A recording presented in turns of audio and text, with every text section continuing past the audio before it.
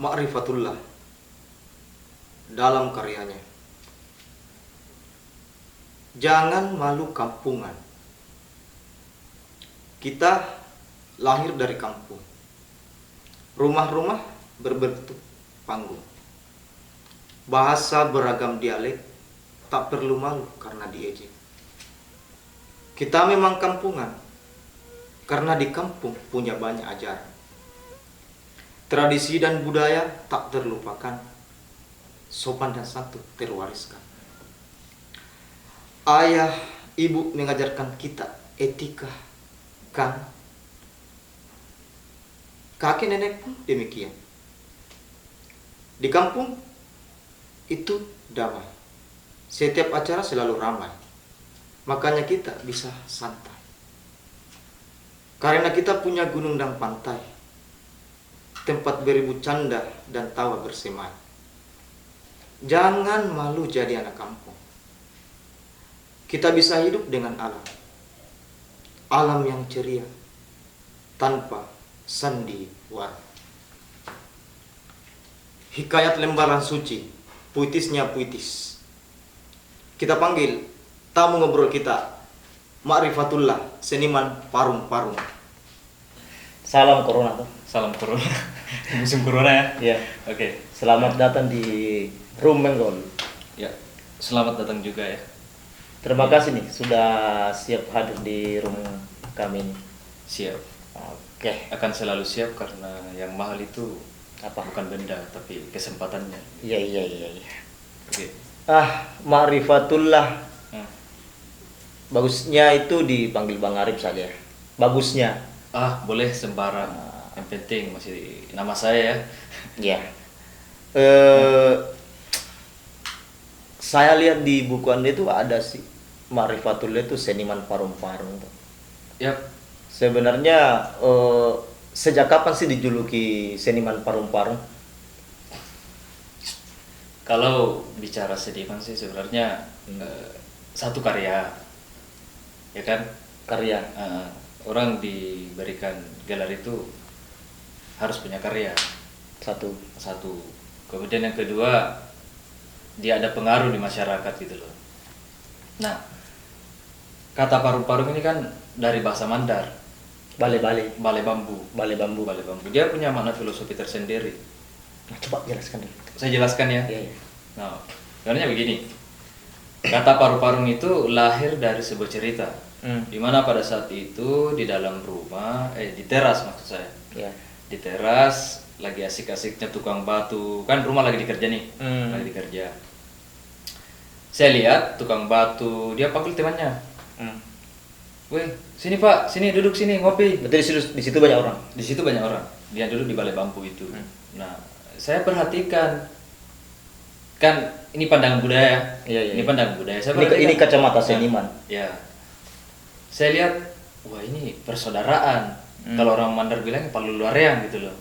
Nah, di saat yang sama ketika saya menanamkan makna di paru-parung itu, ada seorang tua renta yang berjalan sangat pelan, tapi yang saya kagumi dia kuat. Dia memapah balai bambu itu. Tujuannya biasa kan dijual untuk penghidupan sehari-hari, makan apa. penghidupan sehari-hari. Dan artinya kita mesti sadar bahwa orang tua renta ini yang menyiapkan itu, persaudaraan mereka itu yang duduk tadi itu. Dari tempat mereka duduk ternyata ada hal lain ya. Ada hal lain Ada yang hal sebaliknya lain. itu. Berarti ada orang yang butuh dihidupi ketika balai bambu itu ditempati, ternyata di situ banyak terlahir ide Persaudaraan. Lagi pula kan paru-parung empat sisi itu kan kita tidak mesti memilih datang dari mana, duduknya di mana. Tidak ada sandaran di belakang, sandarannya hanya persaudaraan itu. Tapi menjadi seorang seniman jadi syarat nggak itu karya? Itu hanya syarat ya. Itu hanya syarat. Yang jelas kita harusnya seorang seniman itu punya pemahaman yang mendalam tentang seni. Kalau saya boleh bertanya balik ya. Menurut Bang Enggol ini gimana? Seni itu apa sih? Singkat jawabannya. Kalau menurut saya itu seni itu adalah ekspresi dalam menjalani hidup. Oke, cukup. ekspresi kan. Hmm. Ekspresinya seperti apa? Apakah mimik? Apakah gerak tubuh? Kalau saya sih, menurut saya itu paling saya ekspresikan melalui etika di masyarakat. Ah. Saya perilakunya ke masyarakat.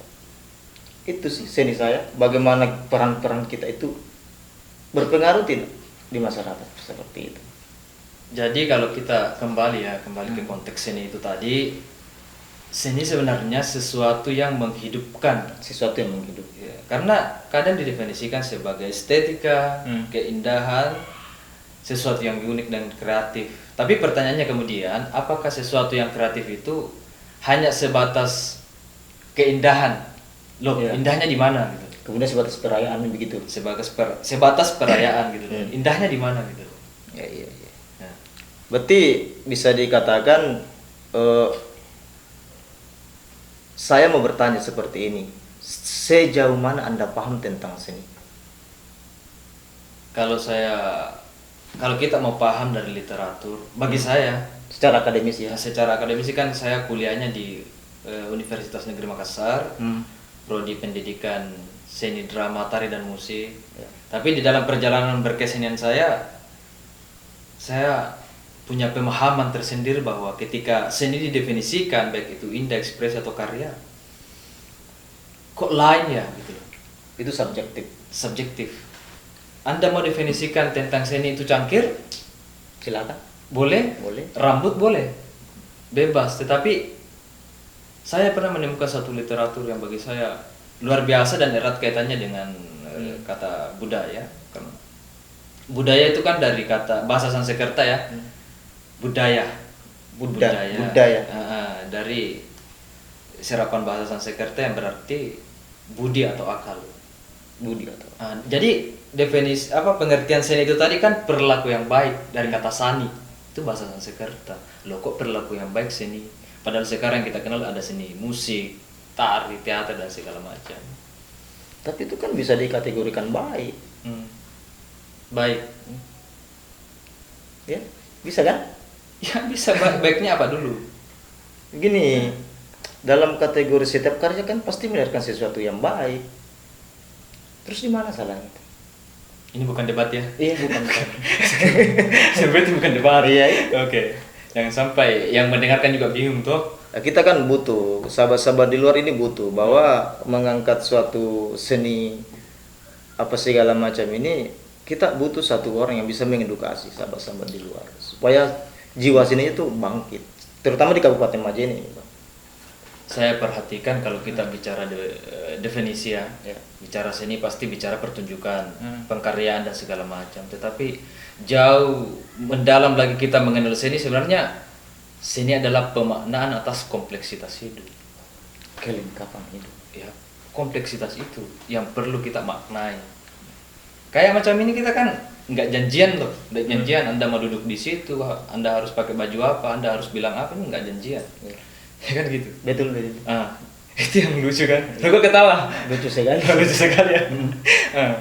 Itu dia yang saya bilang, pemaknaan atas kompleksitas hidup. Contoh dalam musik, ini kan ada dua ya, mayor, minor. Dua contoh saja. Kalau misalnya kita mainkan nada-nada yang mayor, bunyi yang dihasilkan kan bunyi-bunyi atau perasaan yang timbul. Mayor tuh bahagia. Ya, betul sekali. Bahagia ya. Bahagia. Senang, happy apa segala macam. Senang, happy, gembira dan segala macam. Itu timbul ketika memainkan nada C, G, itu nada-nada mayor. Loh, lain halnya dengan nada minor. Itu ekspresinya adalah sedih. Minoritas. Lain lagi soalnya itu. Itu kan kadang orang-orang minoritas itu kan kadang sedih karena keterpurukan apa segala macam. Lah iya kan, kesedihan itu harusnya dibentuk bukan dari seberapa melarat kita, tapi seberapa bersyukur kita tentang hidup ini gitu. Nah, dua hal ini tadi, nada mayor minor ini mewakili, tanpa dikatakan mayor aku sedang bahagia, Tetap bahagia. Minor pun demikian. Nah, kompleksitas seni musik itu mampu menggambarkan sesuatu yang tak tergambarkan di dalam batin manusia. Itu nilainya seni kalau saya. nilainya seni. Terus bagi Bang Arif ini seniman parung-parung, penyair-penyairan, Yap. bisa dikatakan seperti itu. peran dari seniman itu dalam kehidupan sih bagaimana sih? Peran seniman dalam kehidupan harus dimaknai apa?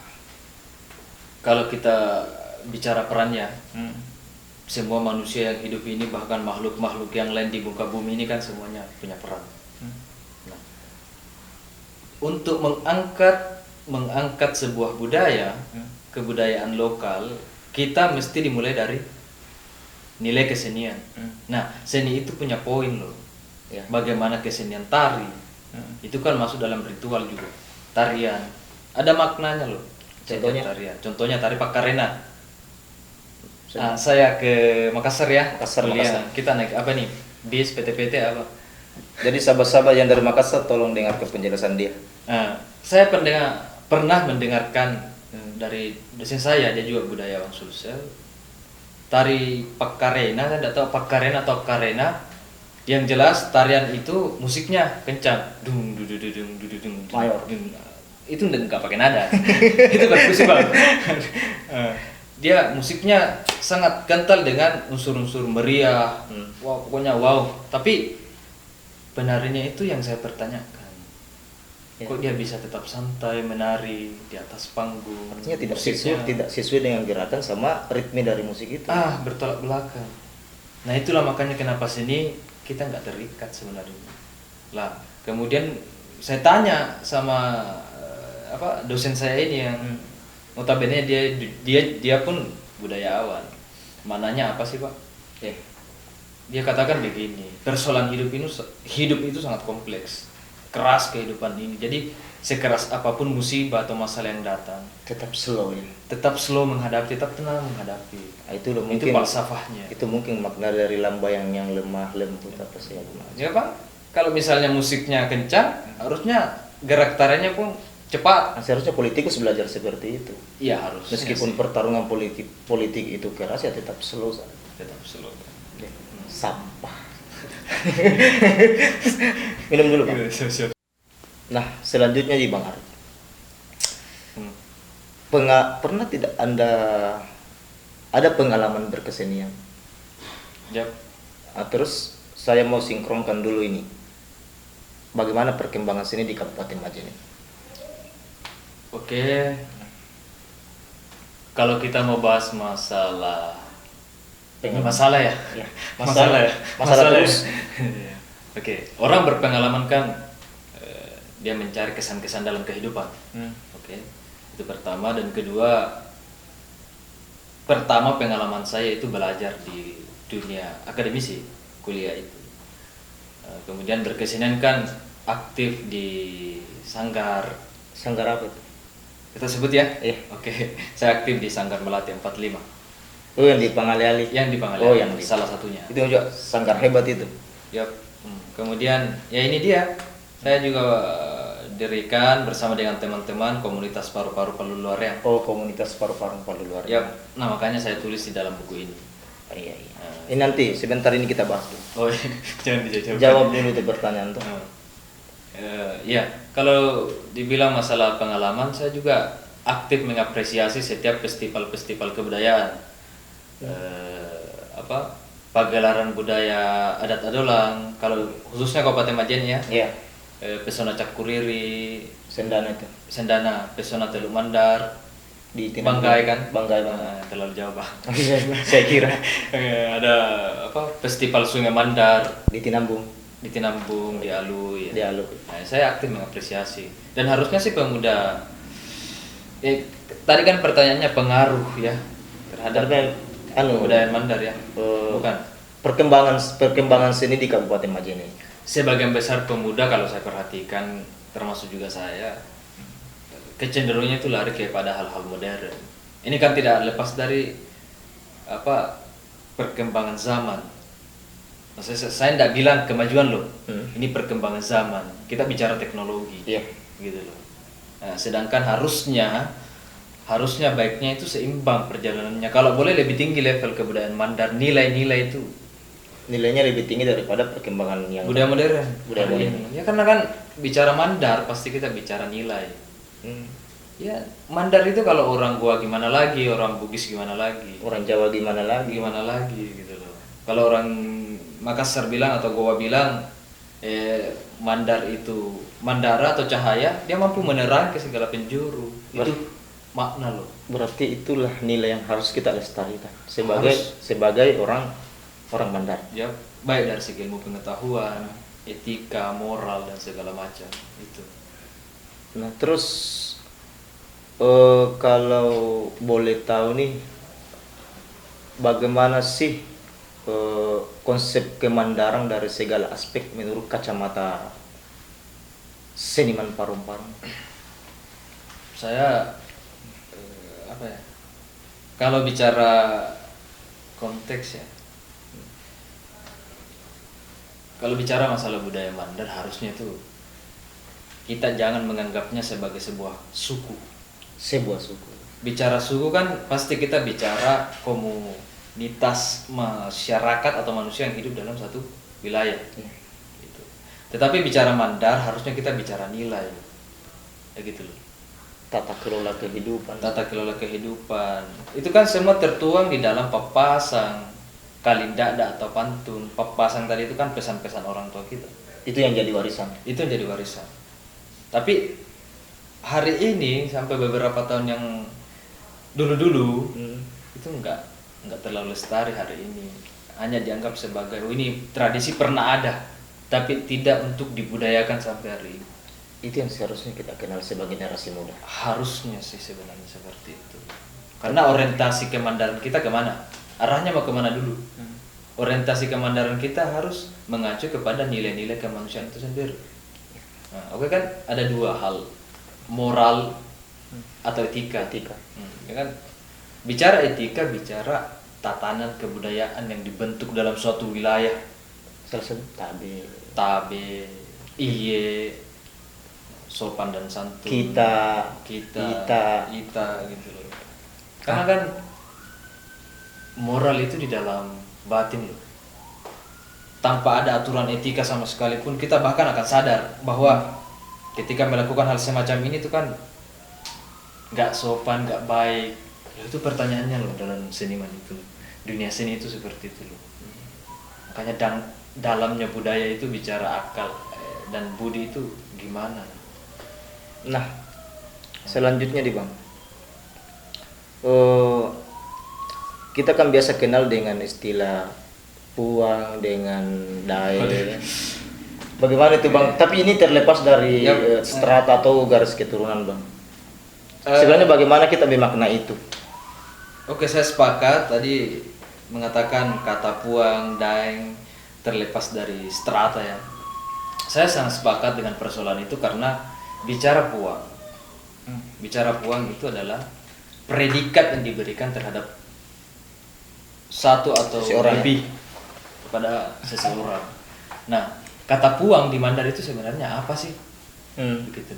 Saya tidak akan pernah menarik persoalan pertama itu dari garis keturunan atau bangsawannya. Entah dia kaum adat atau istilah Maradia, saya terlepas dari semua persoalan itu. Tetapi menurut papasan atau pesan orang tua kita turun-temurunnya, bahwa kata puang itu sangat berhati-hati. Kan pengejauhan tahan dari kata puang adalah nilai itu, nilai kemandaran itu. Orang disebut puang, yang disebut puang di Mandar kan puang Allah Ta'ala, Tuhan yang Maha Kuasa. Itu yang lebih umum dikenal orang. Dan Tuhan mengenalkan dirinya lewat Asmaul Husna kan. Sifat-sifat dari sifat-sifat kemandaran itu harus tercerita melalui sosok si puang ini. Sopan dan santunnya seperti apa, kepemimpinannya seperti apa. Itu yang tadi, moral dengan etika. Moral dan etika harus jalan. Karena kalau begini, persoalannya gini, secara garis keturunan disebut atau darah biru dia disebut puang, tetapi etikanya tidak mencirikan puang loh. Nilai mandarnya mana? Ada yang tertinggal. Ada yang tertinggal, itu nggak komplit. Jadi nggak usah bicara puang saya ini puang apa, tapi tunjukkan nilai kemanusiaanmu, kemanusiaan Mandarmu.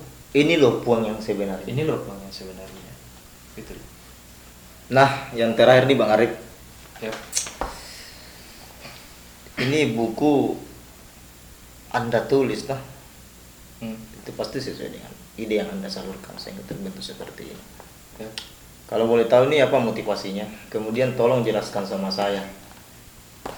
Isi yang terkandung dalam buku ini itu Anda menulisnya dari aspek apa? Bebaslah menjelaskan. Kalau buku ini sebenarnya landasannya kerisauan. Landasannya kerisauan. Ya, saya risau karena pertama kita selalu aktif membaca, tapi mungkin jarang menulis. Tidak. Ya.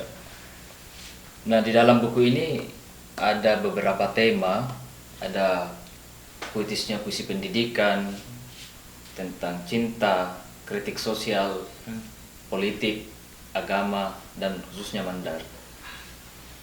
Nah, dia ada berapa tema, sekitar 7 lah, saya lupa yang satu apa. Kalau part pertamanya itu apa? Sub pertamanya itu apa? Dia bicara masalah cinta. Masalah cinta. Ya, saya mau jelaskan sedikit. Ini bukan Iya, brandingnya, bukan iya. brandingnya. Saya mau jelaskan sedikit tentang buku ini. Buku puitisnya puisi ini sebenarnya lebih kepada sifatnya puisi gitu. Mengapa saya pakai puitisnya puisi? Nah, kemudian ada Ini kan sastra. hikayat lembaran suci. Nah, hikayat lembaran suci itu mengacu kepada sesuatu yang hikayat kan sesuatu yang dulu.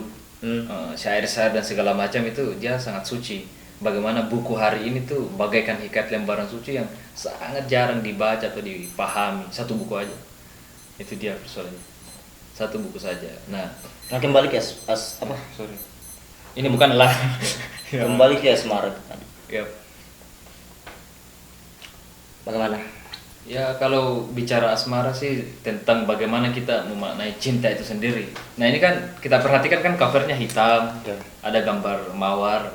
Pertama saya suka mawar memang, tapi mawar itu bagi saya simbol bahwa dunia ini awalnya hitam, kelam, hati pun, batin pun demikian. Jangan-jangan dia berduri. Ya, saya berduri. Saya berduri. Ya, makna dari duri itu apa? Begini ya. Harusnya manusia itu bukan terlalu jauh melihat, sekedar jauh melihat, Iya. bahkan tinggi sampai ke langit. Dia juga harus melihat jauh ke dalam dirinya, bahwa di dalam itu ada sesuatu yang indah, simbol mawar itu. Nah, tetapi kalau kau menemukan sesuatu di dalam dirimu, dia ada duri yang bisa melukai. Artinya melukai apa? Dia mampu menyadarkan orang gitu. Iya. Nah, itu maksudnya. Kalau dari asmara mungkin Kalau bicara asmara kan pernah tidak mengalami sakit hati. sakit hati pernah. Jadi larinya ke sini. Larinya ke sini enggak. Enggak. Perspektif sakit hati bicara cinta kan kita kan masih labil. Loh. Kalau gini ya, kalau saya punya pacar ya, Lumrah ya. lumrah, itu kan lumrah. Cuma kenapa sih kita mesti sedih ketika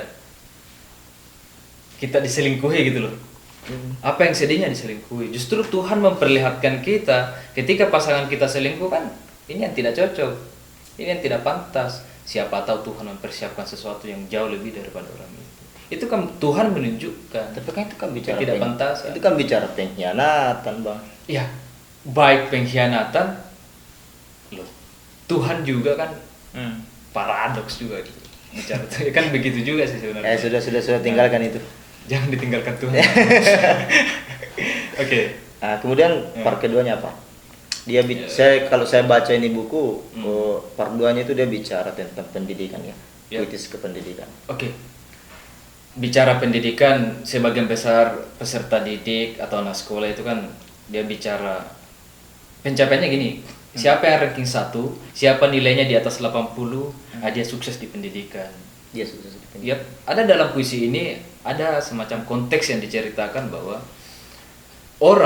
seseorang ketika dia mendapat nilai tinggi, dia akan senang dan bangga. Kemudian orang yang tidak mendapatkan nilai yang tinggi, dia akan sedih dan malu. Loh, konteks kehidupan kan tidak seminim itu. Harus dilihat secara kompleks. Secara luas. Ya. Karena kenapa? Bisa saja orang yang mendapatkan nilai tinggi ini kan dia punya karakter sombong lah, merasa diri lah. Nah, sementara yang rendah nilainya kan siapa tahu saja dalam suatu keadaan lingkungan kelas banyak kesedihan, banyak kegalauan, ada persoalan cinta orang tua, keluarga dan segala macam lah. Siapa tahu yang rendah nilainya ini justru dia yang humoris. Loh, nilainya itu kok nggak dibaca? pendidikan kita itu harus kritis di situ. Kayak ini. Jangan tabrakan dengan nilai saja. Anda sudah punya karya kan? Ya. Kemudian saya belum punya karya. Jangan menyombongkan diri di sini. Menyombongkan diri. Iya. Iya sih. Karena Anda punya karya kan? Ya, ya biasalah kalau murid saya ini tuh. Nggak, saya mau menjelaskan sesuatu. Ya. Orang yang menulis dengan orang yang tidak menulis itu bedanya bukan di predikatnya, tapi bedanya adalah kemauannya gitu, kesungguhannya. Mungkin saya lebih ke bicara lah. Iya. Nanti orang yang menulisnya. Nilainya iya. Kemudian yang terakhir itu ada yang saya baca itu puisinya tentang janji palsu. Janji basi. Janji basi. Tes saya tuh. Janji Saya basi. diuji kan. Iya. Ingatnya saya ingat bos. Janji basi itu sangat miris lah mendengar puisi itu. Artinya banyak pengalaman di masyarakat yang betul-betul dimainkan karena persoalan janji oleh para politisi. Menurut kacamata Anda itu sebagai seorang seniman seharusnya itu disikapi secara bagaimana sih? Kalau bisa, kalau diizinkan ya saya mau baca puisi itu. Silakan. Tapi bukan gaya senimannya, tapi gaya liar. Udah apa-apa ya? Iya, di Rom Enggol ini bebas bang, mau berekspresi apa? 100.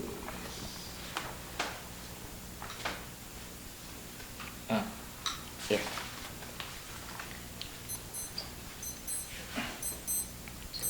Buang waktu. Tempo, mungkin tempo baca puisi ya. Ya, silakan bang. Janji basi. Partai-partai mulai berkoalisi, menyusun strategi dan narasi, mengajak partisipasi untuk aspirasi.